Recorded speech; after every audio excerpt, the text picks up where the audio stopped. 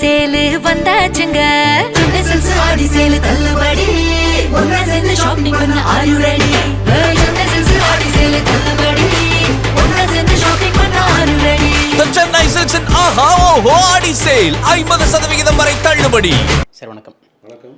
அதிமுக அமைப்பு செயலர் முன்னாள் அமைச்சர் எம்ஜிஆர் கட்சி தொடங்கிய காலத்திலிருந்து அதிமுக வளர்ந்தவரைக்கு திமுக தானே இணைச்சிருக்காரு. அதுக்கு குற்றம் சாட்டுறது அதிமுக பாஜக கூட்டணி தான். பாஜக உள்ளே வந்ததுனால நான் வெளில போகிறேன் அப்படின்றாரு. அதிமுக பாஜக அழிச்சிரும் அப்படின்றாரு. என்ன சொல்ல விரும்புறீங்க?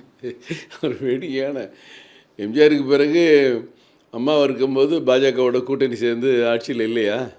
அப்போ அன்வராஜா போக வேண்டியது தானே? ஏன் அம்மா இருக்காங்க, மறுபடியும் நம்ம ஜெயிச்சிடலாம், மறுபடியும் எம்பி ஆயிடலாம், எம்எல்ஏ ஆகலாம் நம்பிக்கையில் தான் இருந்தாரா? இப்போ மறுபடியும் ஏற்கனவே பாஜக கூட்டணி நம்ம கடந்த நாடாளுமன்ற தேர்தல் இருக்கும்போது அன்வராஜா போக வேண்டியது தானே? அப்போவும் அவருக்கு அந்த வேலை செய்யலை போல். அப்போவும் அவர் அப்படியே யோசிச்சுட்டு இருந்திருக்கா, என்ன காரணமோ தெரியல.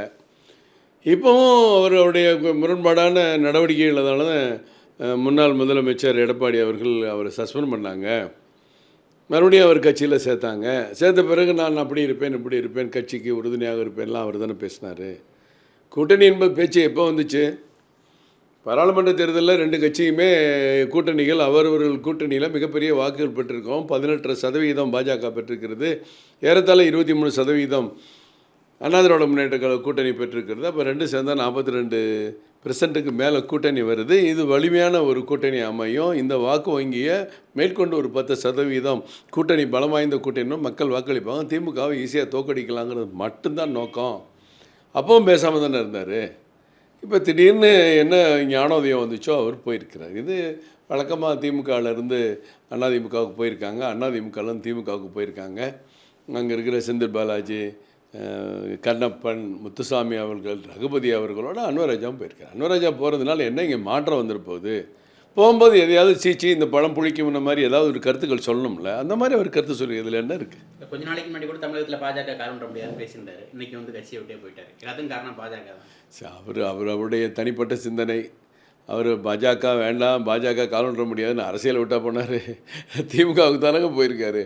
அப்போ அவருக்கு ஏதாவது ஒரு உள்நோக்கத்தோடு தானே போகிறாரு. 80 லட்சம் வாக்குகளை பெற்ற கூட்டணி வாக்குகளை பெற்ற பாஜக காலொன்ற முடியாதுன்னா இனிமேல் அதெல்லாம் பேசவே கூடாது யாருமே. அடுத்து திருமாவளவன் கூட திருத்திக்கிட்டார். ஆட்சிக்கு வரவிடக்கூடாது, பாஜக கூட்டணியை ஆட்சிக்கு வரக்கூடாது, பாஜகவே ஆட்சி அதிகாரத்தில் பெறவிடக்கூடாதுன்னு அவர் மாற்றிக்கிட்டாங்க. காலொன்ற வேறொன்ற காலம்லாம் மாறிடுச்சுங்க. இது பாஜகவின் காலம். ஒரு அச்சத்தை வெளிப்படுத்துகிறாங்க. அதிமுக பாஜக அழிச்சிரும். எப்படி என்ன சிவசேனாக்கு என்ன நிலைமை ஏற்படுச்சோ அதே அதிமுகவுக்கு ஏற்படும் அப்படின்றாங்க. திமுக கூட்டணியில் தானே இருந்துச்சு. திமுக அழிஞ்சிருச்சா? அதிமுக கூட்டணியில் இருந்துச்சா? அழிஞ்சிருச்சா? இப்போ மட்டும் ஒரு ஏன் பயம்? யாரோ சொல்லி கொடுத்ததா அன்வராஜா எழுதுகிறாரா, பேசுகிறாரா? ராமநாதபுரத்துலேருந்து தனியாக தானே வந்திருக்கிறாரு. அங்கே இருக்கிற அண்ணா திராவிட முன்னேற்ற கழக மாவட்ட செயலர் முனிசாமி தலையில் பாஜக தலைவர் அங்கே இருக்கிற மாவட்டத்தில் முரளிதரன் எல்லோரும் உட்காந்து பேசி 30-31 எடப்பாடி அவர்கள் அங்கே வர்றாங்க. எப்படிப்பட்ட சிறப்பான வரவேற்பை 4 சட்டமன்ற தொகுதியில் கொடுக்கலாம்னு அங்கே பேசிகிட்டு இருக்காங்க. அங்கேருந்து இவர் திமுகவில் சேர்றாரு. இது கட்சிக்கு செய்கிற துரோகம். அவருக்கு எத்தனையோ வாய்ப்புகளை அம்மா அவர்கள் வழங்கியிருக்கிறாங்க, இந்த கட்சி வழங்கியிருக்கு. அந்த கட்சியோட மெயின் நோக்கம் என்ன? புரட்சி தலைவராக இருக்கட்டும், புரட்சி தலைவியாக இருக்கட்டும், அவங்களுக்கு மெயின் நோக்கம் என்ன, மெயின் சப்ஜெக்ட் என்ன? தமிழ்நாட்டில் திமுக ஆட்சியில் இருக்கக்கூடாது, தீயசக்தி திமுகன்னு அவங்கெல்லாம் பேசுனாங்க. திருப்பி திமுகவில் போய் உட்காந்துட்டு ஒரு நியாயம் பேசுகிறத மக்கள் ஏற்றுக்க மாட்டாங்க சார். இவர் வெளியில் வர்றதுக்கான ஒரு கருத்துக்களை அவர் சொல்லியிருக்கிறார். இந்த கூட்டணி இதெல்லாம் எப்போ இந்த பேச்சு வந்துச்சு நல்லா நீங்கள் பாருங்கள். முன்னாள் அமைச்சர் எஸ்பி வேலுமணி தான் ஆரம்பித்தார். என்ன ஆரம்பித்தார்? நாடாளுமன்ற தேர்தலில் பாஜக அதிமுகலாம் கூட்டணி ஒன்றா இருந்திருந்தோம்னா 30 இடங்களுக்கு மேலே நம்ம வெற்றி பெற்றுட்டு அவர் தானங்க ஆரம்பித்தார். அன்வராஜா கட்சியை சேர்ந்த அமைச்சர் தானே. கூட்டணி இருந்தால் இத்தனை இடங்கள் வெற்றி பெற முடியும்னு அவர் தானே ஆரம்பித்தார். அதில் இருந்தால் ஆமாம், அவங்களும் அதை வரவேற்றாங்க, மாறினாங்க, பேசுனாங்க. அந்தந்த கட்சியோடைய மாநில தலைவர் கோட்பாடுகள் கொள்கைக்கு மாறி மாறி பேசியிருப்பாங்க. ஆனால் கூட்டணியில் இருந்தால் வெற்றி பெற்றிருப்போம் அப்படின்னு எஸ்பி வேலுமணி தான் ஸ்டார்ட் பண்ணார் இந்த 2024. வாங்க வரலங்கிறது இல்லைங்க. அரசியல் கூட்டணி யார் யார் வரும்னு இப்போ எடப்பாடி அவர் சொல்கிறாங்க. சிலர் வருவார்கள், மேலும் பெரிய கட்சிகள் வரும், திமுக கட்சிகளுக்கு வெளியே வருவாங்க, அவங்க போவாங்க. எல்லாம் அரசியல் இதில் நம்ம தமிழ்நாட்டில் தானே இருக்கோம். பெருந்தலைவர் காமராஜருக்கு எதிராக ஆரம்பிக்கப்பட்ட அந்த கூட்டணி கட்சி, கூட்டணி ஆட்சி தொடர்ந்து நடந்துட்டு தானே இருக்குது. அது களத்தின் அடிப்படையில், கட்சியினுடைய வளர்ச்சியின் அடிப்படையில், கட்சியினுடைய தலைவர்கள் மனநிலை, கொள்கை மனநிலையில் பல கட்சிகள் மாறுபட்டிருக்கு. கட்சிக்கு கொள்கையில் சம்மந்தம் இல்லாட்டி கூட ஒன்றா கூட்டணி இருக்கிற காட்சியை பார்க்கத்தானே செய்கிறோம். இன்றைக்கி கம்யூனிஸ்ட் கட்சிக்கும் காங்கிரஸ் கட்சிக்கும் ஏக விரோதம். ஆனால் இங்கே வந்து ஒன்றா இருக்காங்கல்ல, அப்போ அதெல்லாம் கூட்டணிக்காக தானே. ஏன்னா நம்ம 2 பேரும் சேர்ந்தால் கொஞ்சம் பலம் கூடும், வெற்றி பெறலான்னு தானே. அந்த அடிப்படையில் மற்ற எல்லா பிரச்சனைக்கும் யாரும் போகாதீங்க. 2026 திமுக வீழ்த்தப்படணும், அதானங்க கூட்டணியின் நோக்கம். மற்ற எல்லாத்தையும் விடுங்க சார். கூட்டணி ஆட்சி இருக்கா இல்லையா அதுக்கு மட்டும் பதில் சொல்லுங்கள். எடப்பாடி வந்து நாங்கள் ஏமாளி அல்ல, கூட்டணி ஆட்சியில் பங்கு விடுறதுக்கு நாங்கள் ஏமாளி இல்லை அப்படின்னு சொல்கிறாரு. என்ன தான் சொல்ல வர்றீங்க? கூட்டணி ஆட்சி இருக்கா இல்லையா? மக்களுக்கு திடமாக ஒரு முடிவை சொல்லுங்கள் சார். தேசிய ஜனநாயக கூட்டணி தமிழகத்தில் அதிமுக பாஜகவினுடைய கூட்டணி ஆட்சி அமைக்கும். உங்களுக்கு என்ன கவலை சார்? இந்த போட்டி யாரா இருக்கு? அதிமுக பாஜகவுக்கு போட்டியா? இல்லை, அதிமுக பாஜகவுக்கு போட்டின்னு நீங்கள் தாங்க உருவகப்படுத்த முயற்சி போட்டுறீங்க. இந்த போட்டி என்பது அதிமுக பாஜக கூட்டணி, தேசிய ஜனநாயக கூட்டணிக்கும் திமுக கூட்டணிக்கும் போட்டி. அந்த ஒற்றை பார்வையில் நில்லுங்க. 26 தேர்தலில் முடிவை மக்கள் அதிமுக பாஜக கூட்டணிக்கு ஆதரவாக தெளிவான முடிவை அறிவிக்கிறேன். நான் கேட்குறேன், அதிமுக பாஜக கூட்டணி ஆட்சி அமைக்கிறேன் வச்சுக்கோம், அதில் பாஜகவோட பிரதிநிதித்துவம் இருக்குமா இருக்காதா? அமைச்சரவையில் சார் முதல்ல தேர்தல் அறிவிக்கணும், வேட்பாளர் அறிவிக்கணும், வெற்றி பெறணும், வெற்றி பெற எண்ணிக்கை தெரியணும்.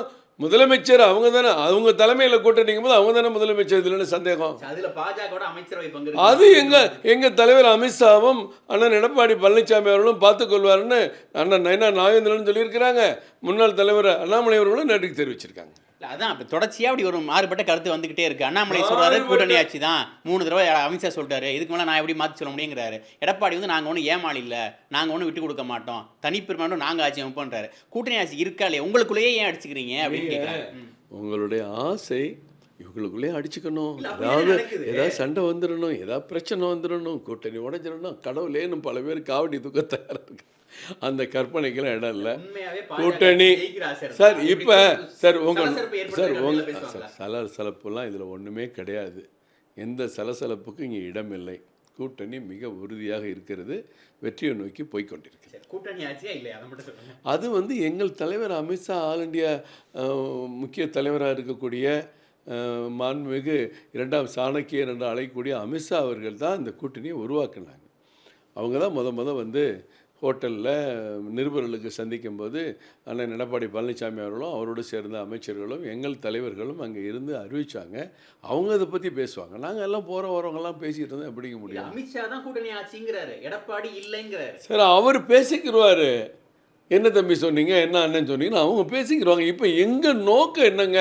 இவர் எடப்பாடி அவர்கள் ஊரூராக வந்துட்டுருக்காங்க. அங்கெல்லாம் சிறப்பான வரவேற்பு பாஜக கூட கொடுக்க சொல்லணும்னு சொல்லி நயனா நாகேந்திரன் தெரிவிச்சிருக்கிறாங்க. இப்போ பாரத பிரதமர் வர்றாங்க, ஏற்பாடு வந்துக்கிட்டு இருக்கு. தமிழ்நாடு முழுவதும் 39 பார்லிமெண்ட்லேயும் ஒரு சட்டமன்றத்துக்கு 100 பேர் போய் அங்கே பூத்தை வலிமைப்படுத்துகிற பணியை நாங்கள் பார்த்து களத்தில் இறங்கிட்டோம். 13, 14, 15 கன்னியாகுமரி, விருதுநகர் தொகுதிகளில் போய் நாங்கள் ஃபுல்லாக வேலை பார்த்து, திருநெல்வேலி தொகுதியில் வேலை பார்த்து 18 சட்டமன்ற தொகுதிகளையும் பணியாற்றிட்டு வந்திருக்கோம். அடுத்த வாரம் மறுபடியும் அடுத்த தூத்துக்குடி, ராமநாதபுரம், தென்காசி தொகுதியில் இந்த மாதிரி களத்தில் வேலை பார்த்து வெற்றிக்கான சூழ்நிலையை உருவாக்குறது, கட்சி நிர்வாகிகளை ஊக்குவிக்கிறது, உறுப்பினர்கள் எண்ணிக்கை அதிகப்படுத்துறது, பூத் கமிட்டிகளை உறுதிப்படுத்துறது, அந்த வேலைக்கு போயிட்டாங்க. நீங்கள் கவலைப்பட்டு அந்த பிரச்சனை ஒன்று இந்தியாவுக்கு தேவையில்லை. நம்ம அதை பற்றி சிந்திக்கிறீங்க. நாங்கள் நல்லதாக சிந்திக்கிறோம், நீங்கள் எல்லாம் அதில் ஏதாவது ஓட்ட விழுகுமா, கீரல் விழுகுமான்னு சிந்திக்கிறீங்க. நாங்கள் உறுதியாக இருக்கோம். ஆஃபருங்க, ஆடி சேலு வந்தாச்சுங்க. ஆடி சேலு தள்ளுபடி, ஒன்னா சேர்ந்து ஷாப்பிங் பண்ண ஆர் யூ ரெடி? ஆடி சேலு தள்ளுபடி, ஒன்னா சேர்ந்து ஷாப்பிங் பண்ண are you ready? The Chennai Silks in ஆஹா ஓஹோ ஆடி சேல் 50% வரை தள்ளுபடி.